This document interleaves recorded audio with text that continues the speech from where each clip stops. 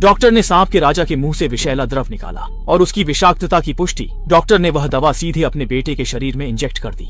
लेकिन केवल 2.5 मिनट ही बीते थे कि छोटू के शरीर में बदलाव शुरू हो गया। उसकी मासूम चेहरे की त्वचा पर एक परत सांप की खाल की तरह उतरने लगी। छोटू को लगा कि शायद वह धूप में जल गया है, इसलिए उसने इस बात को गंभीरता से नहीं लिया। अगले दिन तक उसकी पीठ पर भी खाल उतरने लगी। तब छोटू को समस्या की गंभीरता का एहसास हुआ। वह तुरंत अपने पिता से पूछने गया, लेकिन पिता ने उसे बताया कि यह तो वैक्सीन की सामान्य प्रतिक्रिया है। इसके तुरंत बाद पिता ने उसकी दूसरी बांह में भी एक इंजेक्शन लगा दिया और जल्दी ही छोटू बेहोश होकर सो गया। लेकिन जब वह दोबारा जागा तो उसने पाया कि वह आधा इंसान और आधा सांप जैसा एक अजीब प्राणी बन चुका है। छोटू ने भागने की कोशिश की, लेकिन म्यूटेट हो चुके पैर अब शरीर का भार सहन करने में असमर्थ थे। जैसे ही समय सही लगा, डॉक्टर ने तुरंत उसे ऑपरेशन टेबल पर बांध दिया। फिर एक बार फिर से सांप राजा की दवा का इंजेक्शन उठाया और जोर से उसके पेट में घुसेड़ दिया।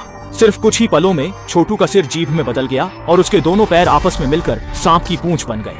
इसके बाद सबकी हैरान नजरों के सामने छोटू पूरी तरह से एक किंग कोबरा में बदल गया। यह देखकर डॉक्टर खुशी से झूम उठा। उसने तुरंत लोहे के हुक से उसे बिल से बाहर खींचा और बाहर ले जाने लगा। लेकिन जैसे ही वह बड़े सांप को लेकर दरवाजे से बाहर निकला, सांप ने झट से डॉक्टर का काट लिया। जल्द ही ये पागल आदमी पूरी तरह से गायब हो गया।